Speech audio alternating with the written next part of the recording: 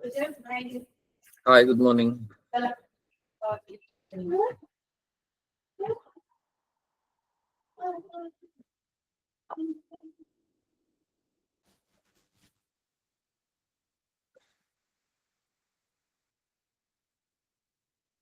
तो देखो, हम कल लास्ट टाइम जो है वो ग्रुप 14 की बात कर रहे थे।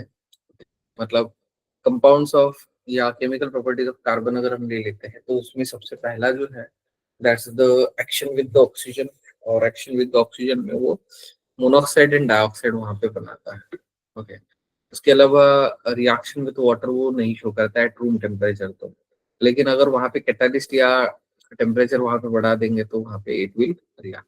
उसके बाद एक्शन ऑफ हेलोजन अगर हम ले लेते हैं तो it will form a tetra halogen compounds या डायहेलोजन कंपाउंड वहां पे बनाता है। जैसे कि CF2 CF4 है, CCl4 है, CBr4 है, CI4 है। ओके। या वहां पे अलग अलग आप कॉम्बिनेशन ले सकते हो।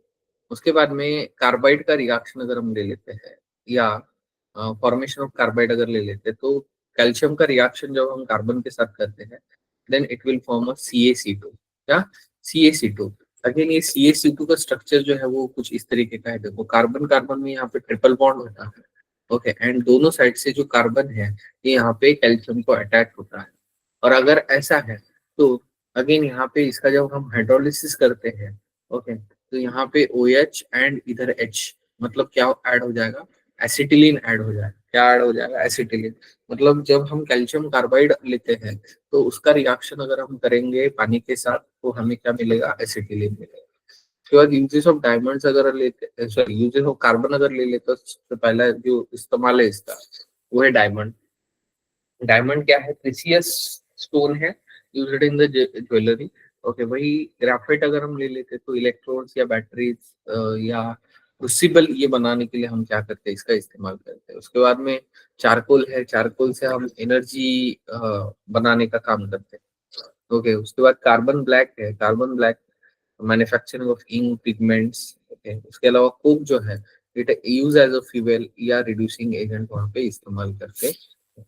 उसके बाद केमिकल प्रॉपर्टीज अगर हम ले लेते हैं तो, sorry, chemical properties of carbon compounds अगर हम ले लेते हैं तो सबसे पहला मोनोऑक्साइड अगर लेते हैं तो मोनोऑक्साइड या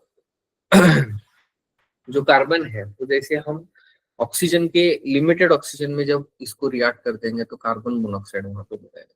वही अगर लेबोरेटरी में अगर कॉन्सेंट्रेट है H2SO4 के साथ अगर करते हैं तो again carbon monoxide and H2O। Commercial methods अगर हम ले लेते तो carbon plus H2O, CO plus H2O, वहां पे वाटर गैस मिलेगा। ओके। कंबशन ऑफ कोक अगर हम ले लेते हैं तो अगेन वहां पे कार्बन मोनोऑक्साइड और N2 gas, that's the producer gas बोलते हैं इस कॉम्बिनेशन को। इसके बाद फिजिकल प्रॉपर्टीज भी अगर हम देख चुके हैं, कलरलेस होता है, ओडरलेस होता है, पॉइजनस गैस होता है एंड इनसोल्युबल इन वाटर होता है। ब्लू फ्लेम की वजह से इसको हम ब्लू गैस भी बोलते हैं। क्या बोलते हैं? ब्लू गैस भी बोलते हैं। उसके बाद में रिड्यूसिंग प्रॉपर्टी अगर हम ले लेते हैं तो CO जो है वो रिड्यूसिंग प्रॉपर्टी शो करता है। जैसे कि Fe2O3 अगर हम ले लेते हैं, ओके, तो उसका पूरा का पूरा ऑक्सीजन निकालने का काम ये CO कार्बन मोनोऑक्साइड करता है और यहाँ पे CO2 वहां पे फॉर्म करेगा। क्या? CO2 फॉर्म करेगा। वही अगर जिंक ऑक्साइड के साथ सेम रिएक्शन शो करता है, that reactions we can use in the metallurgical process. उसके अलावा chemical properties of carbon monoxide अगर ले लेते हैं तो पॉइजनस नेचर का है। क्या? पॉइजनस नेचर का है। क्यों? क्योंकि जैसे ये हीमोग्लोबिन मॉलिक्यूल या ब्लड ब्लड सेल के साथ वहां पे ये करता है तो वहां पे it will shows a more stable oxy haemoglobin, या वहां पे ज्यादा से ज्यादा वो स्टेबिलिटी शो करता है। अगर ज्यादा से ज्यादा स्टेबिलिटी शो करता है तो वो वहां पे निकल, मतलब रिमूव नहीं होगा। और अगर रिमूव नहीं होता है तो उसकी वजह से यहाँ पे क्या होगा? वो वहां पे क्या बोलते हैं, शो, मतलब पॉइजनस नेचर शो करता है। और पॉइजनस मतलब क्या होगा? जस्ट वी विल लाइक तो फील सफोकेटेड। क्या? सफोकेटिंग। क्यों? क्योंकि ऑक्सीजन का लेवल जो है वो वहां पे हमारा डाउन हो चुका हुआ होगा। उसके बाद में कॉज जो presence of lone pair of carbon act as a donor which react with the certain metals when heated to form a metal carbon। अब देखो, कार्बन के पास यहाँ पे एक लोन पेयर है मतलब कार्बोनिल का जो स्ट्रक्चर है, कार्बन ट्रिपल बॉन्ड ऑक्सीजन है एंड ऑक्सीजन के ऊपर पॉजिटिव चार्ज है और कार्बन के ऊपर क्या है, नेगेटिव चार्ज। मतलब यहाँ पे ऑक्सीजन के ऊपर भी लोन पेयर है एंड कार्बन के ऊपर भी लोन पेयर है। ओके एंड इसी की वजह से it will act like ligand. यहाँ पे लिगैंड बोल के एक्ट करता है, जैसे कि मेटल कार्बोनिल है। सबसे पहला निकेल टेट्रा कार्बोनिल है, उसके बाद में मोलिब्डेनम हेक्सा कार्बोनिल है। ओके,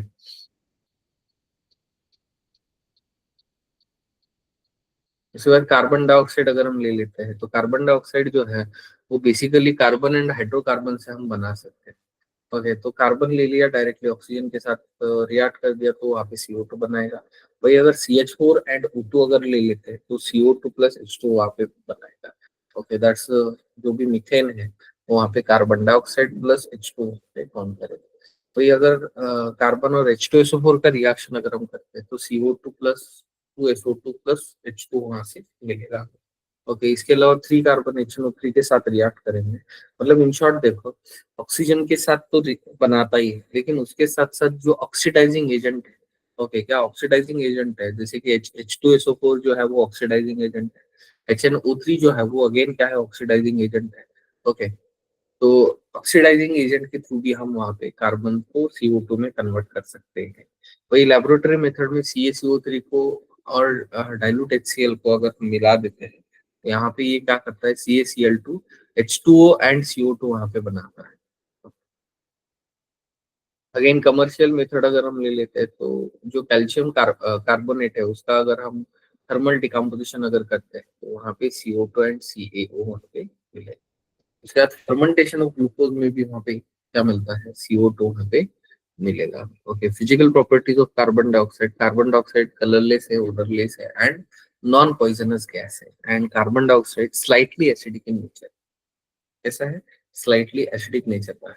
इसके अलावा carbon dioxide is slightly soluble in water, however it's solubility increases with increase in pressure. Okay, जैसे कि कोक है देखो। ओके, कोक में क्या होता है, वहां पे CO2 होता है। ओके, तो जैसे हम किसी भी कोक का या सॉफ्ट ड्रिंक का ढक्कन खोल देंगे तो ढक्कन खोलने के बाद उसका प्रेशर जो है वो घट जाएगा, और जैसे प्रेशर घट जाएगा ऑटोमेटिकली जो CO2 वहां पे डिजॉल्व है वो पूरा का पूरा क्या हो जाएगा, बाहर निकल आ जाएगा। Carbon dioxide is a simple molecule with multiple bonds in it. Okay, मतलब दो यहाँ पे मल्टीपल बॉन्ड होते हैं, ऑक्सीजन के साथ यहाँ पे क्या करता है वो डबल बॉन्ड के फॉर्म में वहाँ पे रहता है। उसके बाद में force of attraction of CO2 molecule is weak van der Waals forces and CO2 is a gas at room temperature.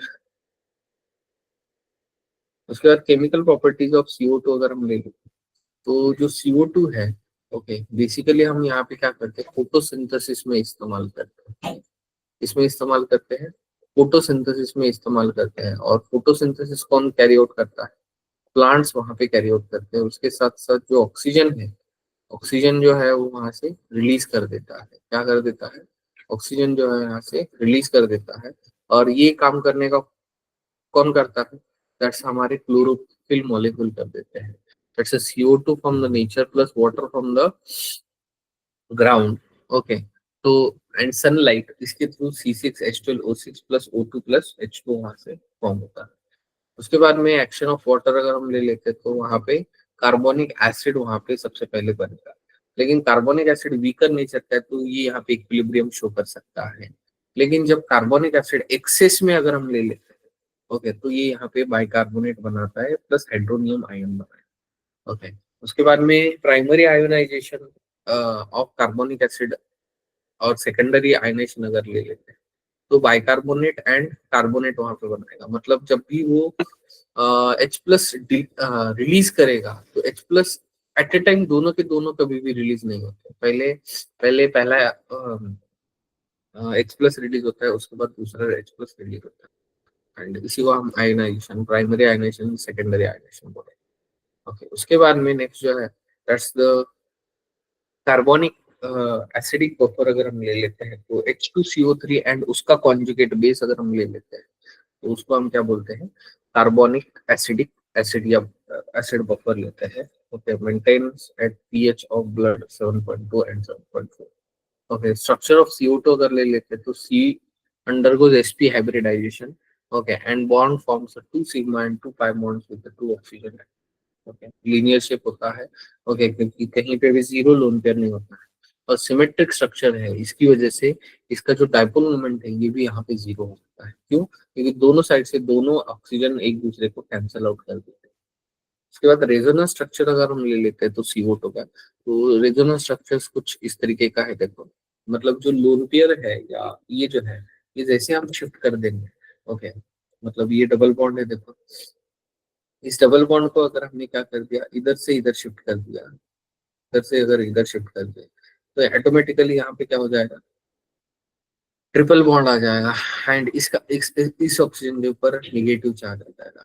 लेकिन इसका ऑक्सीजन का बैलेंस ही 3 है, तो यहाँ पे क्या आ जाएगा, प्लस चार्ज आ जाएगा, +1 आ जाएगा।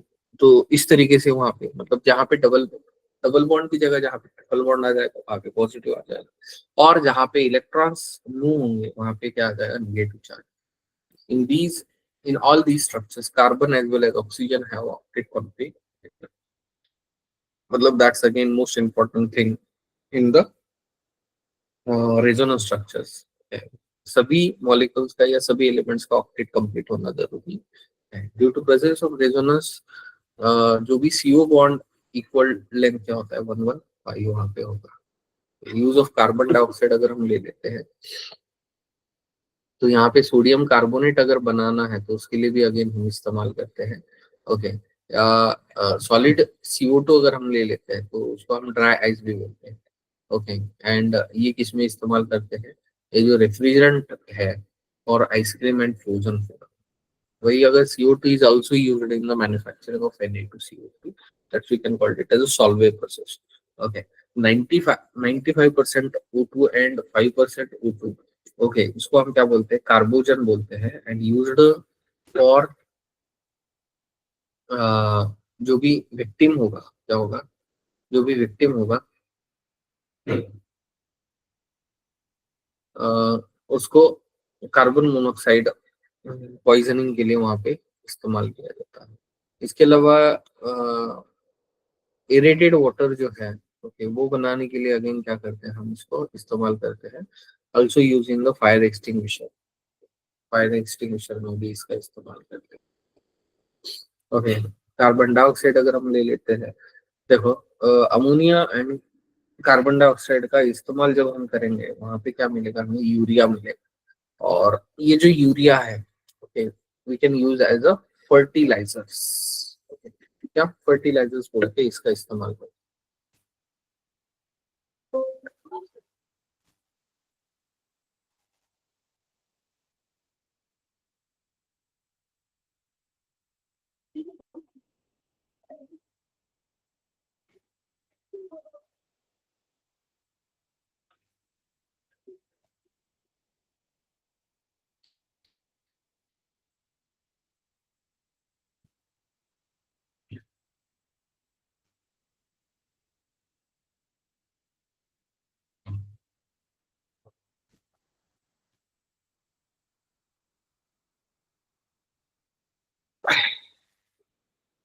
उसके बाद नेक्स्ट जो है वो दैट्स द सिलिकॉन है। अभी सिलिकॉन अगर हम ले लेते हैं तो इम्पोर्टेंट कंपाउंड ऑफ सिलिकॉन है, सॉरी, जो सिलिकॉन की इंपॉर्टेंट कंपाउंड है उसमें सबसे पहला है silicon dioxide, silicones and silicates, okay. तो इसमें सिर्फ स्ट्रक्चर और नंबर ऑफ ऑक्सीजन का डिफरेंस है। तो सिलिका डाइऑक्साइड अगर हम ले लेते हैं तो SiO2 होता है। 95% of earth crust is made up of the silica, that's the silicon dioxide। या सिलिकेट से भी होता है, क्या होता है, सिलिकेट से भी वहां पे होता है। उसके बाद silica silica has crystalline and amorphous allotropes, okay. तो क्रिस्टलाइन अगर हम ले लेते तो क्वार्ट्स है, क्रिस्टोबैलाइट है, ट्रायोडाइमाइट है, ये सभी के सभी क्या है, क्रिस्टलाइन है, ओके। वही अगर एमोर्फस अगर ले लेते हैं तो जास्पर, ओके, या ऑनिक्स या अगेटे, ओके, मतलब जैसे कि कलर्ड वाले जो होते हैं ये एमोर्फस नेचर के होते हैं। वही अगर ऐसा है O2 का 3 डायमेंशनल कोवेलेंट स्ट्रक्चर अगर हम ले लेते हैं तो कुछ इस तरीके का नेटवर्क स्ट्रक्चर भी यहाँ पे शो करता है। It is again similar like जैसे डायमंड वगैरह शो करता है, लेकिन यहाँ पे सिलिकॉन और ऑक्सीजन वहां पे एक दूसरे के साथ अटैच है। और डायमंड में सिर्फ और सिर्फ क्या होता है, कार्बन ही होता है। क्या होता है, कार्बन ही होता है। सिलिकॉन डाइऑक्साइड जो है 4 ऑक्सीजन के साथ टेट्राहेड्रल मैनर में अटैच होते हैं। And oxygen atom in the bonded to 2 SI atoms, 2 SI atom के साथ वहां पे एक दूसरे के साथ ज्वाइन होता है। Okay.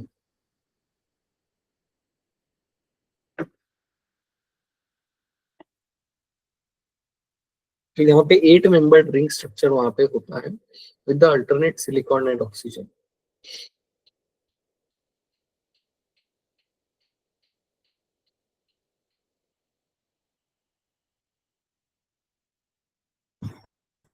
अभी देखो, जो SiO2 अगर हम ले लेते हैं तो वो बेसिकली सॉलिड है, लेकिन CO2 अगर हम यहाँ पे लेते हैं तो वो क्या है, वहां पे गैस है। ओके।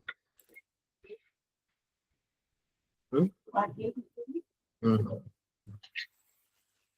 और उसके साथ साथ CO2 में वहां पे वीक वेंडरवॉल फोर्सेस वहां पे शो होते हैं, और अगर वीक वेंडरवॉल फोर्सेस शो होते हैं तो वहां पे वो शो करेगा। ये 3 dimensional network, tetrahedral network, net structure जो है वहां पे ऑप्शन होता है। उसके बाद सिलिकॉन डाइऑक्साइड अगर हम ले लें तो SiO2 is most non reactive due to very high SiO bond length. Okay, and attacked by HF and NOH।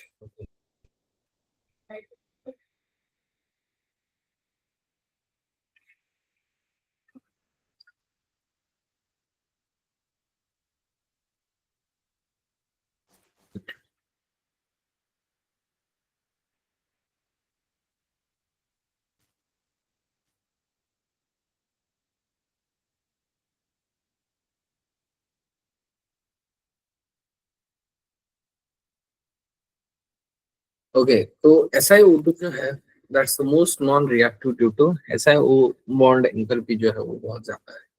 And फिर भी लेकिन HF और NaOH अगर हम ले लेते हैं तो वो वहाँ पे इजीली अटैक कर देते हैं।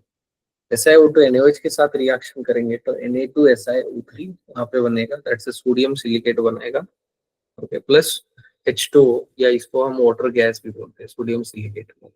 ओके, SiO2 HF के साथ रिएक्शन करता है तो यहाँ पे SiF4 बनाएगा, दैट्स टेट्राफ्लोरो सिलिकेट वहाँ पे बनाता है, प्लस H2 वहाँ से रिलीज कर देगा। ओके, इसके अलावा SiF4 अगर हम अगेन रिएक्ट करते हैं तो हाइड्रोफ्लोरोसिलिक एसिड वहां पे बनाता है। उसके अलावा silica is not a soluble in acids. Okay, acids में वहां पे सोल्यूबल नहीं। ओके, उसके बाद सिलिकॉन डाइऑक्साइड है, जैसे कि क्वार्ट्ज से देखो, इसके एप्लीकेशंस देखते हैं। Used in the manufacturing of accurate clocks, modern radios, television broadcasting, okay, and radio communicators, या रेडियो कम्युनिकेशन सिग्नल भेजने के लिए वहाँ पे क्या किया जाता है, क्या इस्तेमाल किया जाता है। उसके बाद सिलिका अगर हम ले लेते हैं तो used as a dehydrating agent and also as a adsorbent in the chromatography. Okay, जैसे कि एमोर्फस सिलिका जो है वो हम वहाँ पे फिल्ट्रेशन प्लांट में वहाँ पे इस्तेमाल करते हैं। ओके, दैट्स अ काइसल गुहर फिल्ट्रेशन जो है, इसमें हम अगेन क्या करते हैं, इस्तेमाल करते हैं। उसके बाद सिलिकॉन से देखो, सिलिकॉन्स यहाँ पे पॉलीमरिक फॉर्म में जब होता है तो हम उसको क्या बोलते हैं, we can call it as silicones. क्या, उसको हम क्या बोलते हैं, सिलिकॉन्स बोलते हैं। और ये जो सिलिकॉन्स है इसमें एक कार्बन या एक अल्किल ग्रुप भी वहां पे हम लेते हैं, जैसे कि R2SI। Okay, which is held by the SiO linkage. मतलब इम्पिरिकल फॉर्मूला अगर हम ले लेते हैं तो यहाँ पे क्या होगा, R2SiO होगा। एंड R की जगह हम मिथाइल या फिनाइल ग्रुप दोनों में से कोई भी ले सकते हैं। ओके, एंड इसी का हम यहाँ पे पॉलीमर अगर बनाएंगे तो पॉली डाइमिथाइल सिलिकॉन्स या सिलेक्सेन। ओके, या पॉली डाइफिनाइल सिलॉक्सेन वहां पे बनेगा। उसके बाद में जो बेसिक यूनिट है वो क्या है, SiO है। ओके, उसके बाद टाइप्स ऑफ सिलिकॉन्स अगर ले लेते हैं तो सिलिकॉन्स में शॉर्ट सिलिकॉन्स है, मीडियम चेन सिलिकॉन है एंड लॉन्ग चेन सिलिकॉन है। शॉर्ट अगर ले लेते तो ऑयली होता है, उसके बाद मीडियम चेन अगर ले लेते तो विस्कस जेली या ग्रीसेस टाइप का होता है, या ग्रीस भी बोल सकते हैं। एंड लॉन्ग चेन अगर ले लेते रबर या इलास्टोमर्स या रेसिंग वहां पे होता है। Okay. उसके बाद प्रिपरेशन ऑफ सिलिकॉन्स अगर हम ले लेते हैं तो starting material for the manufacturing of silicon are alkyl और aryl substituted silicon chloride. Okay, वही अगर methyl chloride react with the silicon in presence of copper as a catalyst at 573 kelvin to form a methyl substituted chlorosilane. Okay, again ये मतलब theoretical है, ये सभी चीज आपको क्या करनी है, याद ही रखनी पड़ेगी। इसके अलावा hydrolysis of methyl dimethyl dichlorosilane अगर हम ले लेते हैं तो followed by condensation of polymerisation straight chain polymers. Okay, और अगर RSiCl3 अगर ले लेते हैं तो preparation for the cross linker silicone वहां पे इस्तेमाल होता है। उसके बाद the chain length of the silicone polymers can be controlled by adding R3SiCl।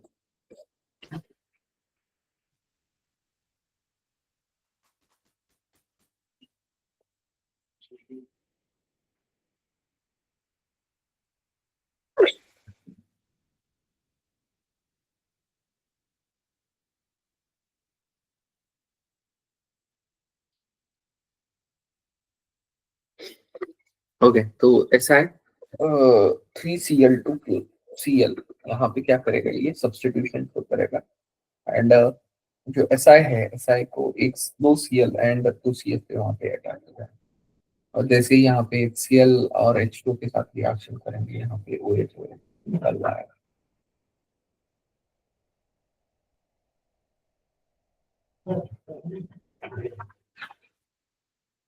उसके बाद सिलिकॉन्स अगर हम ले लेते हैं तो वहाँ पे H2 के साथ रिएक्शन करेंगे तो SI मतलब पॉलीमराइजेशन वहाँ पे होगा, that's we can call it as a condensation polymerisation.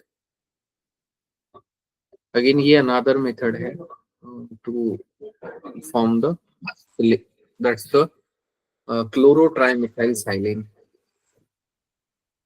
Uses of silicones अगर हम ले लेते हैं तो textile and prepare waterproof papers, waterproof papers या टेक्सटाइल इंडस्ट्री में इसका ज्यादा से ज्यादा इस्तेमाल होता है। इसके अलावा lubricant at high and low temperature की जगह पे लुब्रिकेंट बोल के इस्तेमाल किया जाता है। ओके, इसके अलावा सीलेंट या जो जहाँ पे क्रैक्स वगैरह है वो कंप्लीटली फुलफिल करने के लिए हम सिलिकॉन्स का इस्तेमाल करते हैं। इसके अलावा ग्रीसेस, इसके अलावा electrical insulators.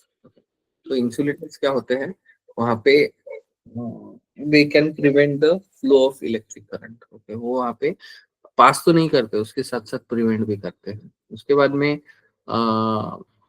Because of its biocompatibility it plays an role in the surgical and cosmetic plants plant plants. उसके बाद सिलिकेट्स एंड जियोलाइट्स है। देखो, अभी देखो सिलिकेट्स अगर हम ले लेते तो ऑक्सी एनायंस जैसे कि SiO4-2। ओके, ये क्या है, ऑक्सी एनायन है।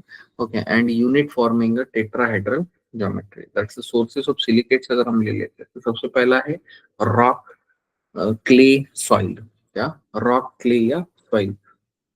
ओके, तो इन तीनों में भी वहाँ पे सिलिकेट्स होते हैं। तो silicates, larger number of silicates जो होते हैं वो मिनरल फॉर्म में एग्जिस्ट करते हैं। मतलब जैसे हमें पता है, देखो जो भी हम अर्थ क्रस्ट से वहां पे लेते हैं उसको हम मिनरल बोलते हैं। एंड उसमें जो वहां पे इकोनॉमिकली एंड प्रॉफिटेबली हमें अगर वो कंपाउंड या वो जो सब्सटेंस है वो अगर हमें एलिमेंट एक्सट्रैक्ट करने देता है, या उसमें से इकोनॉमिकली एंड प्रॉफिटेबली अगर एलिमेंट एक्सट्रैक्ट होता है तो हम उसको क्या बोलते हैं, दैट्स द ओर बोलते हैं, अदरवाइज उसको हम मिनरल्स ही बोलते हैं। एग्जाम्पल में हम फेल्डस्पार लेते हैं, और ये जो फेल्डस्पार है जैसे कि अगेन सिलिकेट का ही टाइप है। ओके, उसके बाद माइका है, देखो क्या, एंड जियोलाइट है। ओके, क्या ये जो है जियोलाइट है। Okay, and asbestos. Again asbestos जो है, ये एस्बेस्टस भी क्या है, दैट्स सिलिकॉन्स का ही। तो सिलिकेट्स का स्ट्रक्चर अगर हम ले लेते हैं, SiO4-2 का स्ट्रक्चर अगर ले लेते हैं तो इसका टेट्राहेड्रल स्ट्रक्चर वो शो करता है। तो सपोज SiO2 भी आप लेते हो तो वो हमेशा वहां पे SiO4 - 2 के फॉर्म में ही रहेगा। क्या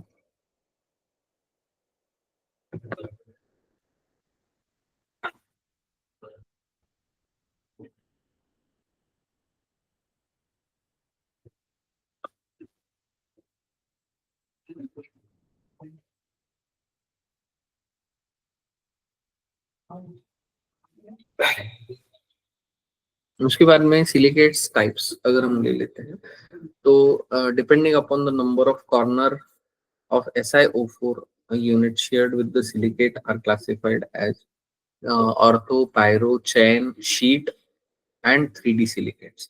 ओके, तो उसमें सबसे पहला अगर हम ऑर्थो लेते हैं तो ऑर्थो मतलब सिर्फ और सिर्फ SiO4 यूनिट होता है। उसके बाद पायरो सिलिकेट मतलब पायरो मतलब पायरोक्सी ऑक्सीजन लिंकेज हम ले सकते हैं। ओके, और अगर पायरोक्सी ऑक्सीजन लिंकेज अगर हम ले लेते हैं तो हम इसको क्या बोलते हैं, दैट्स द सिलिकॉन जो है वो एक दूसरे के साथ वहां पे क्या होते हैं, अटैच होते हैं। उसके बाद में चेन सिलिकेट्स अगर हम ले लेते हैं तो चेन सिलिकेट मतलब जैसे पायरोक्सी सिलिकेट है, इसकी चेन अगर हम एक्सटेंड करते जाएंगे तो हम उसको क्या बोलेंगे, चेन सिलिकेट बोलेंगे। ओके, जैसे कि उसके बाद शीट सिलिकेट अगर हम ले लेते तो ये सिंगल सिंगल चेन है, मतलब ये जो है चेन सिलिकेट, अगर स्ट्रेट चेन एक ही चेन में है तो वहां पे सिंगल चेन बोलेंगे। अगर दो चेन एक दूसरे के साथ अटैच है तो डबल चेन बोलेंगे। एंड तीन चेन्स या दो से ज्यादा अगर अटैच है तो हम उसको क्या बोलेंगे, शीट सिलिकेट्स बोलेंगे। उसके बाद में 3D सिलिकेट्स है, 3 डायमेंशनल सिलिकेट्स है। ओके, तो ऑर्थो सिलिकेट्स में SiO4 - 2, उसके बाद पायरो सिलिकेट्स में Si2O7 - 2, चैन सिलिकेट में SiO3N टाइम्स -2, साइक्लिक सिलिकेट्स में Si3O9 - 6 वहां पे होते हैं। एंड शीट सिलिकेट्स में 3 oxygen atoms of each SiO4 tetrahedral units are shared. Okay, 3 oxygen वहां पे शेयर्ड होंगे। उसके अलावा फ्रेमवर्क सिलिकेट्स हैं, here 4 oxygen atoms of the each SiO4 tetrahedral units are shared. Okay, उसके अलावा जियोलाइट्स है, सोडियम जियोलाइट जो होते हैं। ओके, क्या सोडियम जियोलाइट जो है, जैसे कि वहां पे सिलिकेट जो है या जियोलाइट जो है, ये जियोलाइट बेसिकली इसको हम अडक्ट ले सकते हैं, क्या ले सकते हैं, अडक्ट ले सकते हैं। जैसे कि for example Na2O Al2O3 X SiO2 and Y H2O। Okay, तो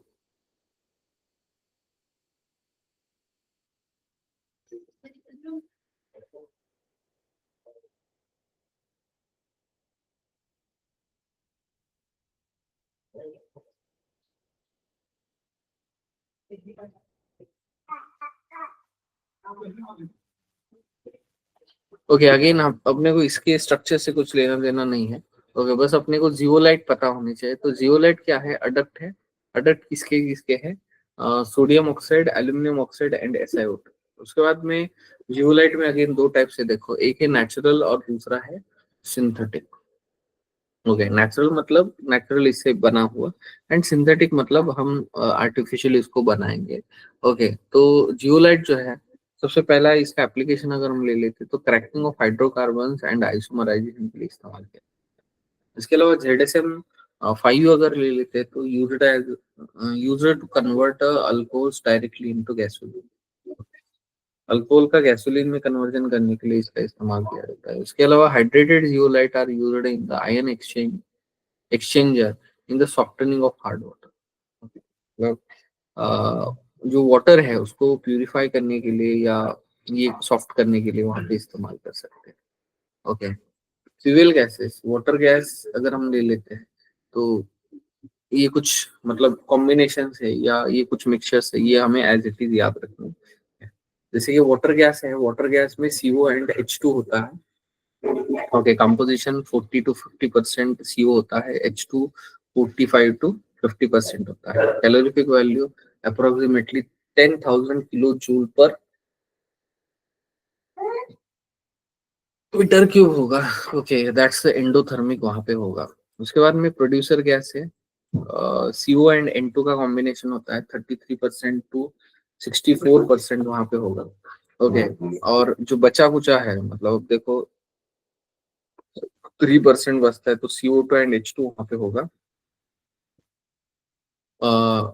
प्रोड्यूसर वहां पे गैस होगा, क्या होगा, प्रोड्यूसर गैस होगा। ओके, तो हम प्रोड्यूसर गैस बोलते हैं। उसके बाद सेमी वाटर गैस है, that's CO, N2, H2 and CH4। Again calorific value 7524 kilo joule per metre cube है। एंड कार्बोरेटेड वाटर गैस है COH2 एंड हाइड्रोकार्बन। ओके, तो इसका कैलोरीफिक वैल्यू नहीं दिया है आपको। बेसिकली कैलोरीफिक वैल्यू अगर ले लेते हैं तो coal gas, carburetted water gas, semi water gas and producer water gas. Okay, तो स्टार्टिंग वाले में हाइड्रोजन मेजर होता है एंड बाकी बचे हुए दो में नाइट्रोजन मेजर होता है।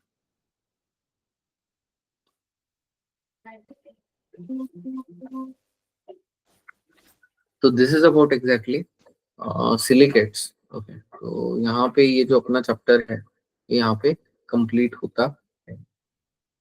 मतलब that's the group 14 and group 13 and group 14।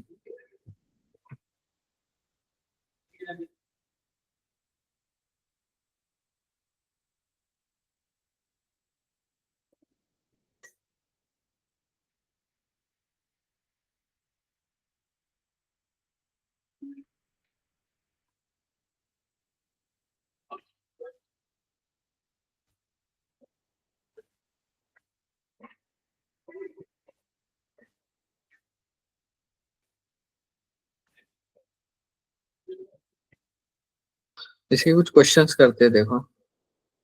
जैसे कि order of stability of dihalide of Si, germanium, Sn and Pb changes in the sequence।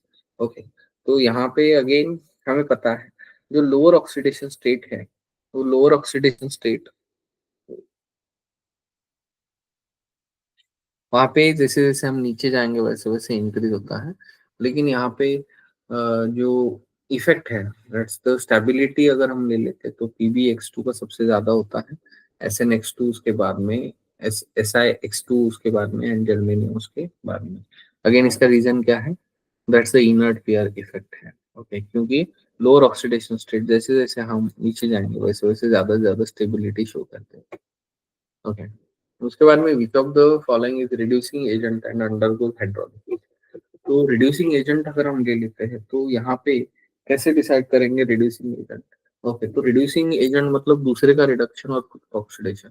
और अगर ऐसा लेते हैं तो सिलिकेन्स तो रिड्यूसिंग एजेंट एक्ट करते ही है, लेकिन अपने को पता है कार्बन फैमिली जो है, कार्बन फैमिली -4 से लेके +4 ऑक्सीडेशन स्टेट शो करता है, या -4 से लेके +4 ऑक्सीडेशन स्टेट करता है। तो वहां पे जो साइलेंस है, ओके, या ऐसा है H4 जो है वो वहां पे रिड्यूसिंग एजेंट बोल के act करते हैं। उसके बाद में metal M forms chloride with the +2 and +4 oxidation state. Which of the following statement about the chloride is correct? Okay. So again यहाँ पे MCl2 is more ionic than the MCl4 हो जाएगा, क्योंकि M तो क्या है, मेटल है and more less positive charge, it's more ionic nature वहां पे होता है। लेस पॉजिटिव मतलब मैग्नीट्यूड कम है, इसलिए वहां पे मतलब इनवर्सली प्रोपोर्शनल वहां पे होगा। उसके बाद hardness of diamond is due to giant polymer structure की वजह से वहां पे होता है। उसके बाद में glittering nature of diamond is due to again high refractive index. अभी अभी देखो ये कुछ फिजिकल प्रॉपर्टीज है। Okay, क्या फिजिकल प्रॉपर्टीज है। उसके बाद graphite is a good conductor of heat and electricity due to, यहाँ पे जो देखो एक एक ग्राफाइट में एक कार्बन, या ग्राफाइट जो है it's like a sheet structure, और अगर शीट स्ट्रक्चर अगर वहां पे है क्या,